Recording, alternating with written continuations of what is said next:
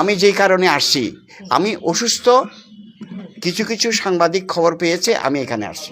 আমার ইন্টেনশন ওইটা না আমি কিছু বলা এগেইনস্ট এনিবডি। কিন্তু মিডিয়ায় থাকা, আপনাকে লাইভে রাখা, এটা তো রীতিমতো ভারতের বিচারনীতি লঙ্ঘন। মানে আপনি যে কারণটা দেখিয়ে এসেছেন, সেই কারণটা তো আপনি এখানে না করে আপনি তো অন্য কারণেও ইনভলভ হচ্ছেন।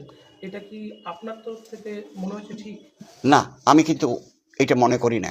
কারণ আমি আসছি আমার চিকিৎসার কারণে, আমি ভিসা নীতি লঙ্ঘন করি নাই।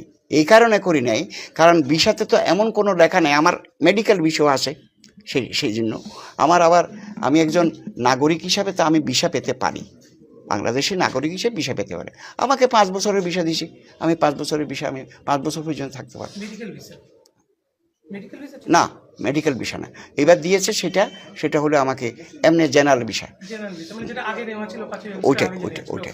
দ্বিতীয় কথা সেটা হচ্ছে, বাংলাদেশে আরেকটা প্রশ্ন উঠছে খুব, যেহেতু বিভিন্ন সংবাদমাধ্যমে আপনি বলেছেন যে আপনার পরিবার এখানে থাকে, না, সেক্ষেত্রে আপনার পরিবার ও আপনার ছেলেরা সম্ভবত এখানে থাকে, তা ছেলেরা, আপনি বাংলাদেশের নাগরিক, আপনার ছেলের এখানকার নাগরিক, সেটা কিভাবে সম্ভব হলো? মানে কোন আরে আমি যখন ছোটবেলায় ওরা দিল 5 বছর 10 বছর, তখন আমি ওকে এখানে পাঠিয়েছি সে লেখাপড়া করার জন্য, সেখানে নাগরিক হয়ে গেছে। কিন্তু আমি তো সেটা ভাবে পাঠাই নাই, সে বাই ডিন্ট অফ বার্থ হোক যেভাবে হোক, সে 5 বছরের মধ্যে তাকে আমি এখানে পাঠিয়েছি। সে মানে প্রাইমারি থেকে লেখাপড়া করে, হ্যাঁ, এখন তার বয়স হলো 36। 36, মানে তখন তো হিসাব মতো মানে বাংলাদেশের ক্ষমতায় কারা ছিল সেই সুবিধে? হ্যাঁ, বাংলাদেশের সেই সময় ক্ষমতায় কারা ছিল? আওয়ামী লীগ তো ছিল। তখন বোধহয় আওয়ামী লীগ ছিল। তাহলে আপনি, আওয়ামী লীগ ছিল, আপনারা মনে করেন আওয়ামী লীগের আমলে হিন্দুরা সেফ ছিল, তা সেই সময় আপনি কেন তাহলে পরিবারের কাউকে পাঠাবেন না? তখনও সেফ ছিল না। সেফ ছিল না, তখনও সেফ ছিল না। আওয়ামী লীগের আমলে হিন্দুরা সেফ ছিল না। এরশাদের আমলেও সেফ ছিল না। এরশাদ যখন এখানে বাবরি মসজিদকে নিয়ে যেই কাণ্ড ঘটিয়েছে, 1000 মন্দির ভেঙেছে, কেন আপনারা বাবরি মসজিদ ভাঙলেন? মানে সব দোষ, যত দোষ নন্দঘোষ, মানে এটা আপনাদেরই দোষ। সেই তুলনায় তো 5ই আগস্টের পর যে দুর্গাপুজো এবার হলো, এবার তো কোনো রকম ভাঙচুর, কোনো রকম হয়েছে।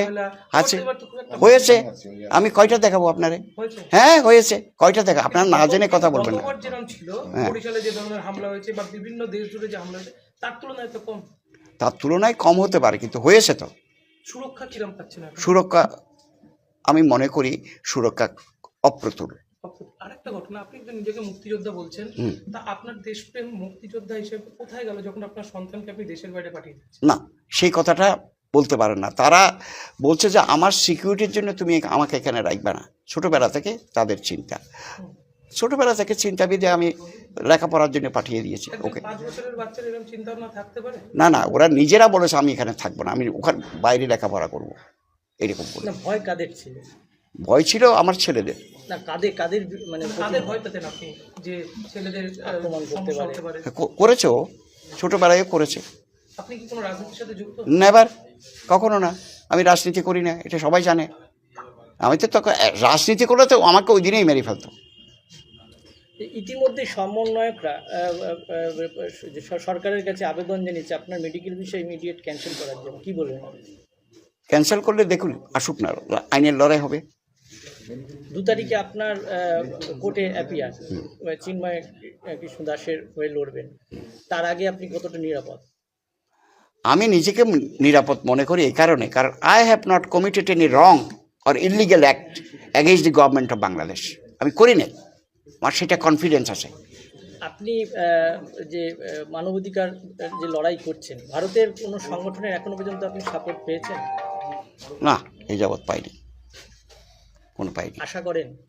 আমি শুধু আমাকে ডেকেছে, আমি সেমিনারে সিম্পোজিয়ামে আসতাম, যে ওখানে ডক্টর মোহিত রায়, তারপরে আপনার ওই যে গভর্নর ছিলেন, ওনার নাম হলো উনি গভর্নর ছিলেন আগরতলার ওখানে, ওই কী নাম জানি, ডক্টর প্রফেসর তথাগত রায়, ওনারা ডেকেছে, আমি এসেছি, এতটুকু। আমি সেমিনারে আসি। আমি তো আমেরিকাও গেছি, সুইডেনে গেছি, নরওয়েতে গেছি, আমি কানাডা গেছি। আন্তর্জাতিক কোনো সমর্থন পাবেন চিন্ময় স্বামী মুক্ত করার জন্য? আমরা কিন্তু ওই আশাবাদী। আমাদের যে organization human rights congress for, এটা হলো ইন্টারন্যাশনাল অর্গানাইজেশন এবং আমাদেরটাও তাই, সেটা হলো consultative status from United Nations আমরা পেয়েছি। তো আমরা তো এটার উপরে কাজ করি, আমরা কনসাল্ট করেই তো আমরা কাজ করি। আমাদের আইনগত ভিত্তি না থাকলে তো আমরা এই কাজ করতাম না। সরকারের বিরুদ্ধাচরণ, আপনি দেশে ফেরার পরে কি গ্রেপ্তার হওয়ার আশঙ্কা আছে? হতে পারে, আমি গ্রেপ্তার হলে আমি দেখাবো আইনটা, কোন আইনে আপনি আমাকে ইয়ে করবেন। আচ্ছা, আমাকে যদি আমাকে গ্রেপ্তার করেন কোন আইনে করবেন সেটা দেখাতে হবে না?